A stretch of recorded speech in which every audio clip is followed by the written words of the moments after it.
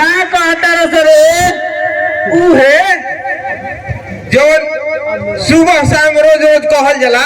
ये तो नहीं कहल जाला रे अब तो का कहल जला कहल जाला आई एम कमिंग सर अच्छा रघु शायद नहीं महाराज शायद गुरुजी हमने सुने में का गलती गलती हो गई हाँ फिर बात ना होई बैठा सो अब हेजा अच्छा ठीक बा हे जो बैठा अच्छा कल बोलन शांत रहो हल्ला गुला बता लो हां कल जो टास्क याद करे के देले नहीं याद तक नहीं वाला लोग नो गुरुजी तनी याद बा तो ठीक बा सुनाओ स्टेनवा ले ले आवा मुंह पे हेजा धर सुनाओ तनी खड़ा होकर ना गुरुजी सुनाओ ना गुरुजी रहुआ खिसिया जाए अरे ना खिसिया खड़ा होकर सुनाओ ना गुरुजी हम कहत तनी याद बा अरे जितना याद बा उतने सुनाओ ना मन तो लो सुनो ना स्टार्ट करो तनी एबीसीडी सुनाई किए का सुनाई एबीसीडी सुनाओ एबीसीडी ठीक बा ए से एप्पल बी से बड़का एप्पल सी से छोटका एप्पल डी से डिस्कौआ एप्पल ई से यह एप्पल एफ से फोकट के एप्पल जी से गोल का एप्पल एच से बनारसी एप्पल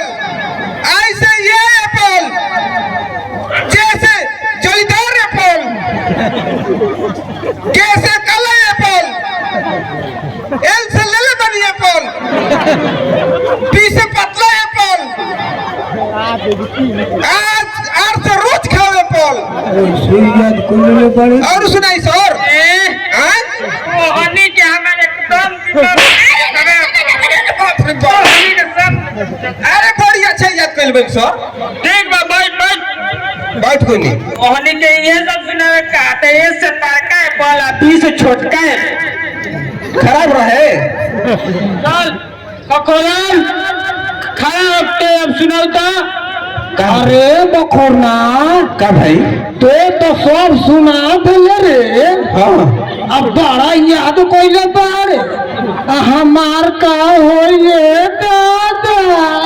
चुप पड़ा कोई के का अरे गोटी से खड़ा होकर सुना दिया अपने मास्टर बैठा दी हाँ ठीक सुनाओ अरे वही तूने क्या करता हो सब आपस में बतियावता हूँ रे याद करते हैं मास्टर साहब अरे बाप रे बाप अरे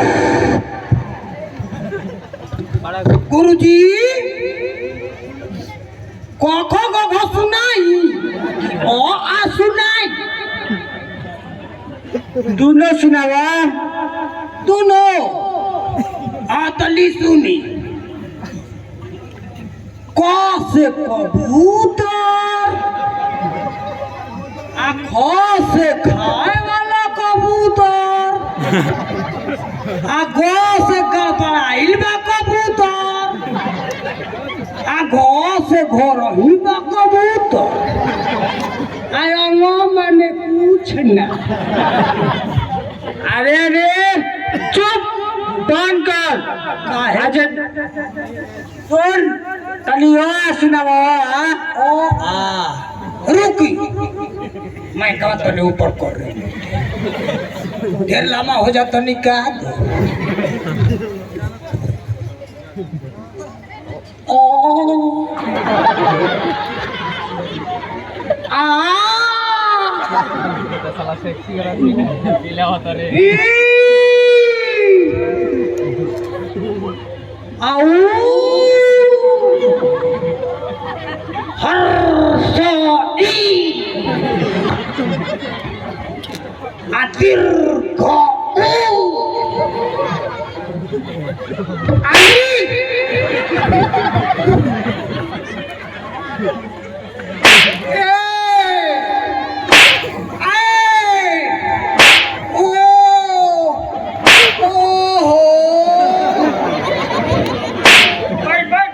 तोहनी के दोनों होइए बा तोहनी के दोनों ना कभी सुधर बस तोहनी के पहले बढ़िया से याद कर के आवस एकरो से बढ़िया ऊ कहल जाला रे हर सऊ होला कि ना हो? हाँ होला मर्द लखनी गुरुजी मास्टर आगल बकाबड़ा का करे के टांग के फेंक देवे के काय हरम है? अच्छा चलो सो हाँ बोली।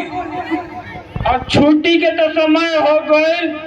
तो भागे चमक गई चलो जा भागल जाओ